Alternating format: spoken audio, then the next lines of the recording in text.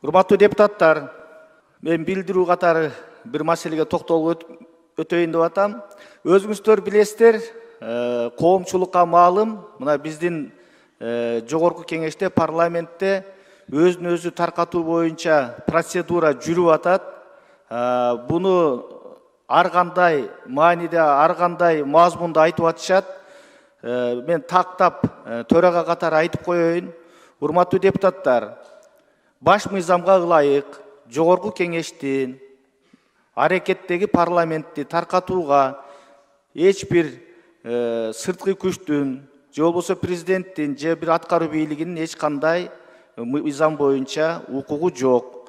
Парламент өзүн өзү гана тарката алат. Биздин бүгүнкү күндө парламентте жүйөлүү себеп менен негиздерди келтирип, атайын демилге тобу түзүлүп, демилге тобу менин дарегиме төрага катары кайрылууну беришти. Массалык маалымат каражаттарынан окуп атасыздар, көрүп атасыздар, 32 депутат кол койгон. Мен ал кагазды кайрылууну алгандан кийин бардык процедуралардын негизинде тапшырмаларды берип, иш жүрүп жатат. Мен ошол демилгечи топтун жүйөлөрүн, негиздерин толук окуп чыктым, тааныштым. Жүйөлөрү негиздүү. Өзүңүздөр билесиздер, 2027 жылдын январь айында биз президенттик шайлоонун датасын бекиткенбиз, январь айынын акыркы жекшембиси деп. Андыктан биздин кезектеги шайлоо эмдиги жылы 26 жылы ноябрдын аягында өтүш керек болчу.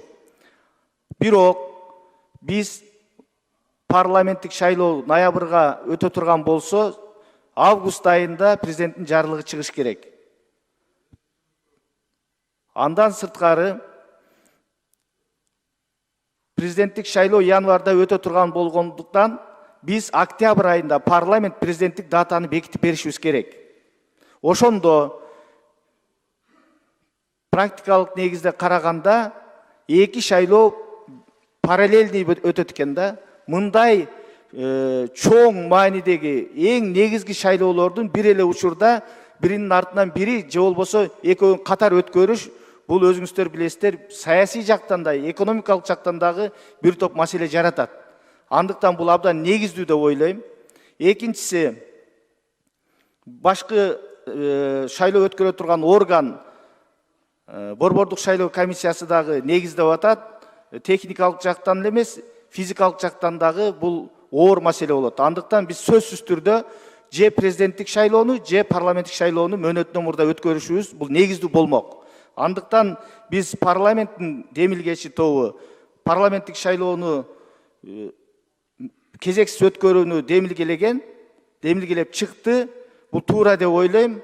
Андыктан коомчулукта ар кандай бүгүнкү 7-чи чакырылыштагы парламенттин дарегине сын пикирлерди айтып атат. Менден дагы бир топ массалык маалымат каражаттары интервьюларды сурап атат. Билесиздер, мен эч качан интервью бербейм, бирок бул трибунадан дайыма өзүмдүн көз карашымды айтып жүрөмүн, кайсы маселе болбосун. Ошондуктан мен жооп катары айтып коет элем. Бардыгы эрте бул процедура аягына чыгыш керек. Буну парламент чечет. Жогорку кеңеште өз мөөнөтүндө бул маселе каралат. Каралганда жогорку кеңештин жалпы депутаттардын чечимине жараша болот. Андыктан мындай арабанын алдына түшүп алып чуркаган негизсиз деп ойлойм. Бул бир.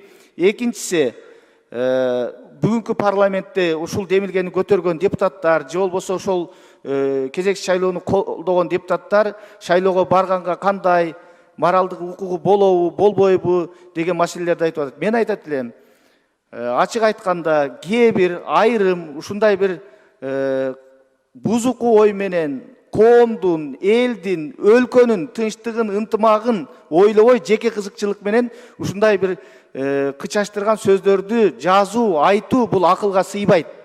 Эгерде ошончолук эле сындай турган болсо, элдин таразасын көрө турган болсо, мен айтат элем, ошо коомчулуктагы айтып аткан терс пикирлерге барыңыздар, шайлоого катышыңыздар. Эл баасын берет. Элден өткөн тараза жок. Элге түшкүлө тилекке каршы мындай учурда көбүнчө 500 добуш албаган, 300 добуш албаган шайлоого дайым катышып, бирок эч кандай жыйынтыгы жок калган саясатчы сөрөйлөр ушундай негизсиз сөздөрдү айтып жүрүшөт да. Андыктан мен айтат элем, бул жерде 90 депутат отурат, бардыгы элдин добушун алып келгендер, жеңип келгендер шайлоодон. Ошол шайлоодон жеңип келген адамдарга, жеңилип калган адамдардын айткан сыны бул моралдык жактан дагы негизсиз деп ойлойм. Ошон үчүн шайлоо таза өтөт. Мына биз буну көрсөттүк. Өзүңүздөр билесиздер, 21-жылы парламенттик шайлоо таза өткөн үчүн, адилет өткөн үчүн ар кайсы көз караштагы партиялар, жеке кандидаттар өтүп келди. Мына эң акыркы шайлоолорду айтайлы. Мына 4 округда өткөн, мына Тыналиев Айжигит эч кандай акчасы жок, катардагы эле карапайым жигит өтүп келди. Кубанычбеков Илимбек жаш жигит, эч кандай акчасы жок, өтүп келди. Калпаев Бактияр, бул да ошондой жаш жигит, акчасы жок. Марипов Бакыт, муну айтып атканым себеби, жалаң олигархтар өтөт, байлар өтөт деген бул эски көз караш, эски саркынды саясат. Андай болбойт. Биз өткөндөн сабак алышыбыз керек. Парламенттик шайлоо таза, адилет өтөт. Качан болбосун. Андыктан мындай убакыттын алдына түшүп алган туура эмес. Бардыгы мыйзам чегинде жогорку кеңеш чечет. Жогорку кеңеш акыркы чечимди кабыл алгынчакты ар кандай провокациялык негиздеги сөздөргө биз маани бербей, сабыр кылып өзүбүздүн ишибизди аткара берели. Саламатсыздарбы, кыргыз элим. Менин атым Чынара. Кызым Фатима 1 жылдан бери Оле деген оору менен ооруп келет. Костная дисплазия деп, колдорунда, буттарында жаралары бар. Сиздерге кайрылып аткандын себеби жардам сурап кайрылып атам. Фатиманы лечение кылганга каражатыбыз жетишпегендиктен 5-10 сом болсо да сиздерден жардам сурайм. Кайдекер карабай жардам берип коюңуздар. Фатимамдын айыгып кетишине салымыңыздарды кошуп, жардамыңыздарды берип койгула. Ар бир түнү ооруган сайын жүрөгүм ооруйт. Жардам бериңиздер. Жараткан Аллахым бизге берген жардамыңыздарды миңертелеп, көп эселеп кайтарсын. Ушул кызымдын ооруганына салымыңыздарды кошуп коюңуздар. Суранам, кыргыз элим. Биздин реквизит номерлерибиз Мбанк Шарипа М деп чыгат, 0401. Апамдыкы. Россия өлкөсүнөн котором дегендерге Сбербанкыбыз бар, Асылбек деп чыгат, 7240. Ушул номерге которо бересиздер. Өзүм менен азыркы учурда такси болуп иштейт. Кыргыз элим, Фатимага салымыңыздарды кошуп, жардам берип коюшуңуздарды суранам.